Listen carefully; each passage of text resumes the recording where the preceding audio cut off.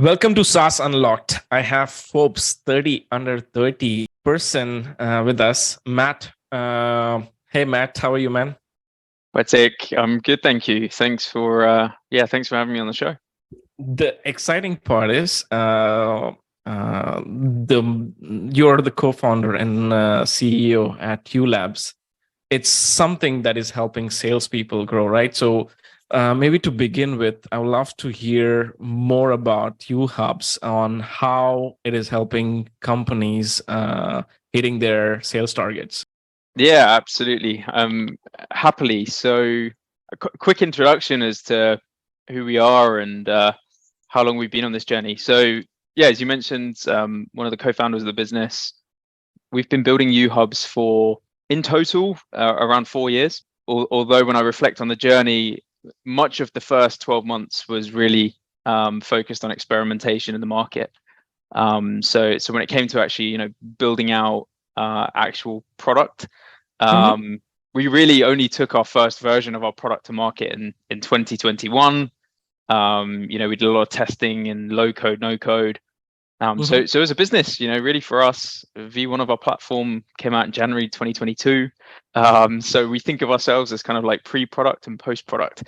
It's been an interesting journey. You mentioned the sales world is one that we're setting out to help solve. And really for us, the vision here at Uhubs is really all around how we can help people realize their potential. As founders, we've identified that sales is one of the biggest challenges when it comes to skill gaps, and there's quite often so much learning on the job that happens. So here at Uhubs, what we do is we help leaders and sales teams hire more effectively, ramp up and onboard new hires to target faster, and then we help them develop salespeople using various different data sources to do so. So we've been described as building the money ball for sales. If you've seen the Hollywood movie with Jonah Hill, the money ball analogy is one that comes up quite a lot for us.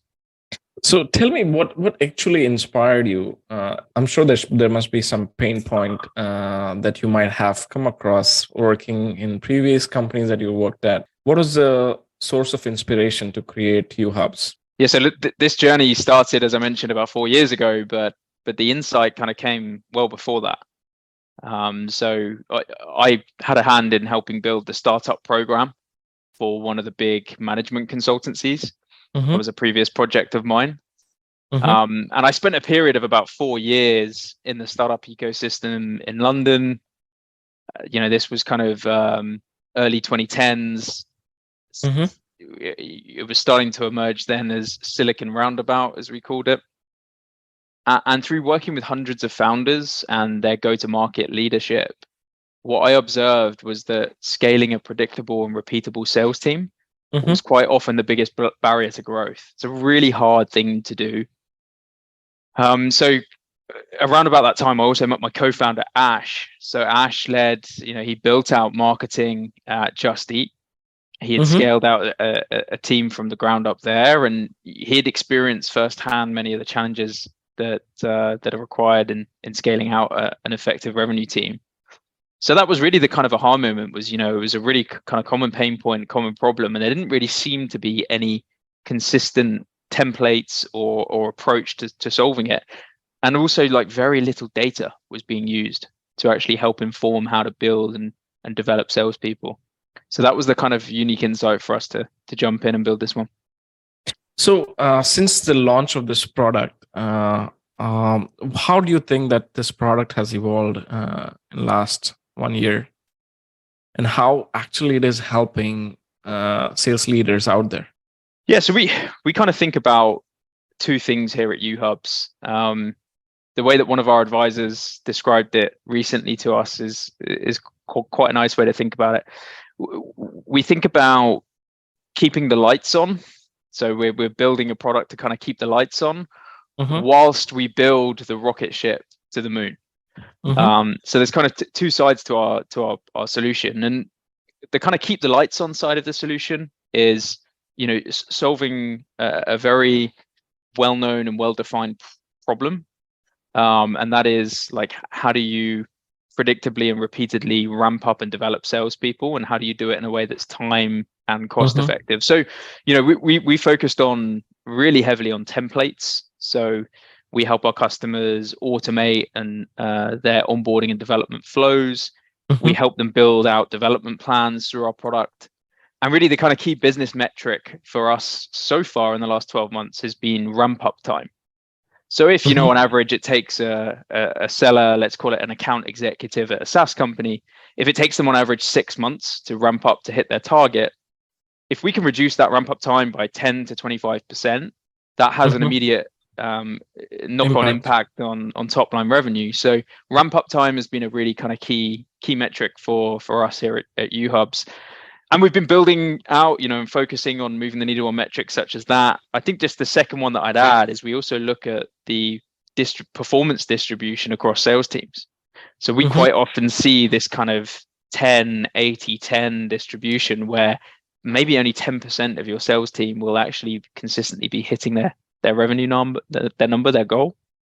Here at Uhubs, what we do is we focus on the 80% in the middle, and we focus on enabling them with the right training and coaching plans so that we can move them up into that top 10% quartile. So that would be another example of a metric that we've helped them move the needle on, and early signs has been really promising.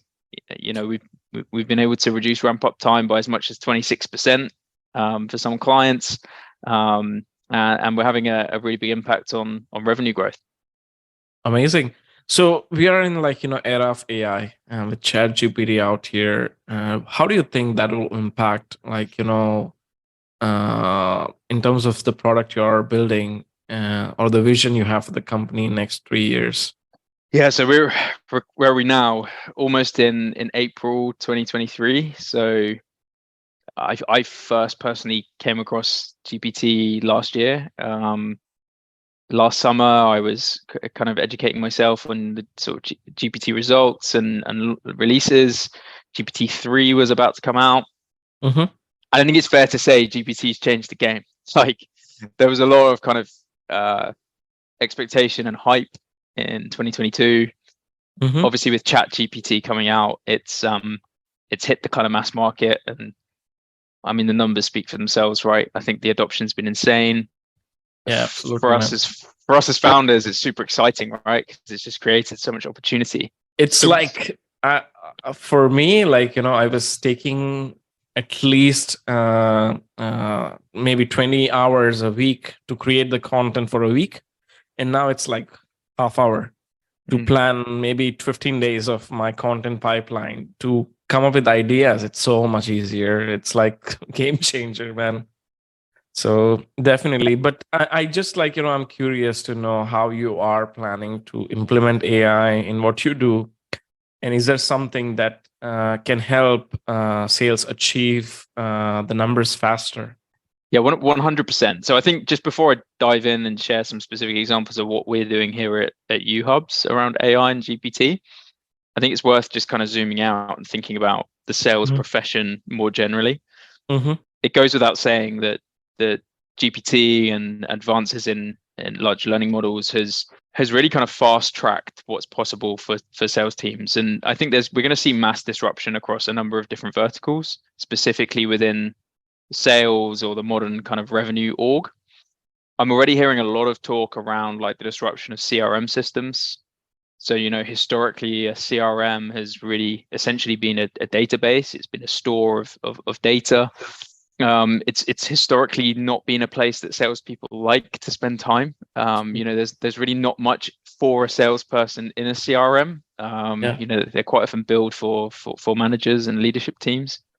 We're starting, I think, with the generative aspect of the rise of generative AI. We're now already starting to see shifts away from his sort of traditional CRM and how people are thinking about the kind of sales tech stack, which I think is really exciting because, quite frankly, if AI now has the ability to potentially listen to your sales calls, transcribe the kind of key actions and outcomes from those calls, and then update the CRM for you, that kind of makes... That would be a game changer, man. because we are working with a lot of customers who we manage HubSpot for. So mostly sales operations and when it comes to creating reporting for leadership and all of the other RevOps thing that people do, right? So it's the number one thing is sales forgets to put in the data that this is required to create the reports at the first place. And if AI can, like, based on the conversation they are having via email, that can be updated on HubSpot or any CRM, it's a game changer. It saves a lot of time and back and forth between operations and the sales. Yeah, Definitely. 100%, 100%. And I always think about performance in sales, and this goes for lots of functions across the business. I think performance equals potential minus interference. Mm-hmm. So a lot of the sort of day-to-day tasks, and there's been a ton of research done on this, a lot of the role of a salesperson is really interferences. It's updating the CRM. It's kind of like manually attending training that you don't really want to be at or you don't think you need. It's a lot of kind of manual tasks that aren't adding value to your end customer or your end buyers. Mm-hmm. And we're really excited because we see, GPT and the rise of AI kind of really starting to help salespeople remove those interferences so that they can actually maximize their potential, and start to move the needle on their performance. Makes sense. So I'm sure, like, you have so much tips that you can share with other entrepreneurs. But if you have some like top 3 tips that you would like to give to other entrepreneurs launch a successful product like you are doing. Oh, wow, Pratik, there's a lot of ways I could go. With I know this is broad question and more on the personal side of things. And I think coming it from folks 30 under 30, how to get there. If there are aspiring entrepreneurs out there looking to succeed in entrepreneurship, it's a roller coaster ride. It takes a lot of effort. But if there's some things that you will help them with, like, a couple of tips that will, like, help them go to the next level. Yeah, absolutely. There's a few kind of practical things that I can share. I think just before diving into those, it goes without saying that I by no means see myself as nearly the finished article, and I see myself as kind of very green on this journey. And there really are kind of levels to this entrepreneurship game, right? And I'm always kind of looking up and aspiring towards, even guys like Alex Ollie at ReachDesk, who have kind of got to their Series B, and then beyond that, I think you work your way all the way up to probably like Mark Benioff at Salesforce, and Absolutely. there's levels to this game, so you have to constantly be learning, and that's probably like the first tip that I would give any aspiring founder. I think if you don't have an infinite learning mindset and you don't wake up every single day thinking about how to become better, then entrepreneurship is probably going to be quite a tough path for you, because it really does require constant learning, constant adapting, and a hell of a lot of resilience. So I think figuring out like what you enjoy and figuring out how to better yourself every day is like a really kind of important general tip, and that's probably why so many of us as founders are addicted to the personal growth, personal development side of things. I think that the second one, I mentioned it briefly there, is probably just resilience. So I think as you're building out your business, what you actually come to realize is that, for me personally, some of the most fulfilling things that I've got out of my own startup journey so far have been the personal growth. You learn to overcome adversity on a daily basis. You figure out how to solve challenges that you didn't think you were maybe capable of overcoming. So you have to get comfortable with that really quickly. So I think number one is like learning, growth mindset. Number two is just like resilience. And then thirdly, I think ultimately for me, what I've observed is that the most successful founders just have the most grit. I think it's not necessarily the smartest founders that always win, or the ones with the best idea. I think quite often it's the ones who just keep pushing the boulder up the hill and just don't know when they're dead. Absolutely. It's more So about like persistence and consistency, as you mentioned, like, never give up attitude. Sometimes there are challenging times coming your way, managing team, sales, as you mentioned that you're focused on sales these days. Uh, Everything you need to think as an entrepreneur to move the ball in the right direction. So definitely agree on all the points that you shared with us. What trends you're seeing in the industry, like, after AI, that could affect the way we do business in the future, next 3 years maybe? yeah, so I shared a couple of kind of macro themes there around like removing interference, and I think that's going to be a big one for AI. Mm-hmm. The vision that we have here at Uhubs that we're building for is, we see a world where AI is not necessarily going to replace all jobs. We're optimistic about the fact that AI is just going to help us do better, more meaningful work. So it's going to remove all of the interference, all of the kind of manual tasks, the stuff that we don't kind of want to do or need to be doing, and help Yeah. free us up to focus on the more higher impact stuff.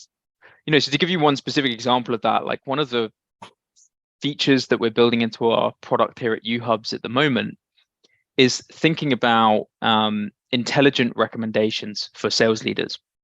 So quite often what we find is that managers are kind of manually trawling through Salesforce, trawling through their data, trying to get an understanding of like, why do I have this seller over here who's hit their target every month for the last 6 months?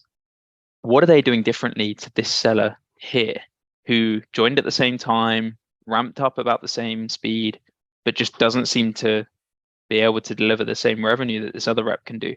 So we're looking at basically giving like a really easy way for managers to put in prompts like that, which would be, an example would be, can you explain to me the differences in skill sets between rep A and rep B?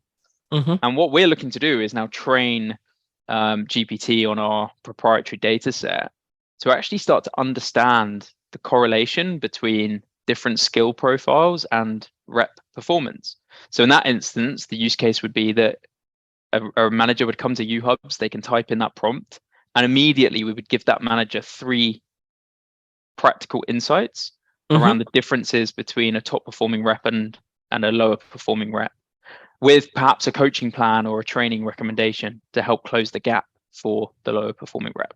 So these are the types of use cases. Previously that would all kind of be hidden in loads of CRM reporting or call data. We're surfacing that using GPT, and then we're providing it to a sales leader in a really time effective way. So we're really excited about this potential. Excellent. So there's a next round that is rapid fire round, where I'll ask you 5 questions, and it's more on like your personal side of things and your personal choices. The first one on the list is, name one other company and CEO that inspires you and why. It's a great question. I think I mentioned Benioff. I think ultimately for me, like in B2B SaaS, like he's got to be the godfather in terms of the way that he went about building that company, the new category, and just totally rethought the way that software could help customers and take over the world. Absolutely. So I'd have to go with Mark Benioff and Salesforce. Superb. And what's one of the best business advice you've ever received? Best business advice. I received a lot of advice early on in my career. When I was about 13 years old, I used to carry golf clubs at Sunningdale Golf Club here in the UK. So I got to kind of network and learn from some great business people who were wealthy members at this posh golf course. So there was one piece of advice that one of the members gave to me there, which has kind of always stuck with me. And he said that there's a difference between data driven and being data informed. So being data driven can not always be a good thing. If you only look at one set of data and decide to make a decision as an entrepreneur off the back of that data, you're letting the kind of data dictate your decision making. As an entrepreneur, you have to be able to take data from multiple different places, and instead of being data driven, it's better to be data informed. Mm-hmm. So you need to take on lots of different data sources, but ultimately you as the entrepreneur, as the CEO, need to make a decision using all of the data that you have at your disposal. So the difference between being data informed and data driven is something that's always stuck with me, and I try every day as much as possible to be data informed rather than data driven. It makes so much sense. I think I'll follow this advice. Thank you for sharing. What's one of the skill that has helped you become successful? I think I played a lot of sport growing up. So I've always considered myself kind of competitive, and even if it's like a game of tiddlywinks or cards, I'm always trying my best to win. Oh man, I'm so competitive. We should play a match together. Yeah. And I think that has a lot, particularly in a sales environment. I think coming from a sporting background has a lot of transferable skills. But I would say like the competitiveness and the kind of resilience that you gain from playing a lot of sport growing up is very helpful for entrepreneurship. Yeah, well said. Now, this the fourth question is more about. Let me explain you. So this entrepreneurship is more of a roller coaster ride, right? So sometimes you have ups, downs. You have to make a lot of decisions, manage team's happiness, company culture, and on top of it, that you have to take care of the revenue and also make your investors happy. There's so much going on, right? So at the end of the day, what motivates you the most? What drives you? Yeah, it's an answer that probably not many people outside of my team will know, but it's actually my mum. Oh Yeah. wow. So I so yeah. much relate to this, every night because I'm like based out of Israel and my mom is in India. So we usually have a phone call in the night before I end my day. I just talk to her for 15, 20 minutes. It's like gives you so much comfort. It's like unconditional love, right? That you get and she hears you. And yeah, it's so nice. I completely agree on that part, man. Now, what movie, book, or a TV show that changed your life? Movie, book, or TV show. I'm gonna go for book. I'm an absolute bookworm. I try to read it as much as I can. There's lots of amazing books. It's super hard to choose one, but if I was to go for one, I would probably go for The Untethered Soul. Mm-hmm. It's a book about spirituality and consciousness. It's quite deep, but Mm-hmm. it's actually quite an easy read. And a lot of things in that book just about like becoming aware of your own emotions and feelings and your environment just made like so much sense. That was like a really big epiphany for me. And it's a relatively recent one. Like I only read it last year, but that's really helped me grow personally and become aware of like, I'm not my feelings. And if I'm feeling this way about a certain situation, instead of just kind of being led and dictated by that emotion, actually checking in and saying, why do I feel that way about what's just happened? That's interesting. Like, what's this? I'm feeling anxious about this meeting that's coming up, but why am I feeling that way? That's been really helpful to kind of help me grow personally and stay more balanced, which is the hardest thing to do as a founder, I guess. Perfect. Thank you for sharing. So before, the session is done, but I want to ask you on a personal note, what is the most difficult or challenging part of running business? Prioritization and time, which I guess are correlated. Nice. And maybe if you want to just briefly elaborate that, that would be nice. Yeah, you're waking up every single day as a founder or CEO, and you have a long list of priorities and problems. And I personally find that quite often the hardest part is figuring out what's in the urgent and important quadrant. Mhm. And even within that, what is the most urgent and the most important fire that you should be attending to, or issue that you should be resolving, with a customer or with a colleague. It's a constant juggle, and it's a game that I'm trying to become better at playing. And I think that's the difference. We spoke about the great founders earlier, Mm-hmm. they just operate. They operate on a level that you just couldn't even believe. They're just so hyper efficient. Their decision making is so well data informed, and they seem to sort of know what's important. And yeah, I aspire to get there, and I'm working on getting better at that every day. But it's not easy. Thank you for sharing. So that wraps up the session. If you want to just give you a final thought, or maybe ask people to reach out to you via LinkedIn or whatever, feel free to share. Yeah, thanks, Pratik. Thanks for having me on the show. Best place to connect with me is on LinkedIn. I'm Matt Milligan at Uhubs. That's UHUBS. I have a golf emoji in front of my name for the reasons that I spoke about on this episode. Yes. And yeah, always happy to chat with founders, with sales leaders who are looking to scale predictable, repeatable sales teams. More than happy to have a chat and share learnings anytime.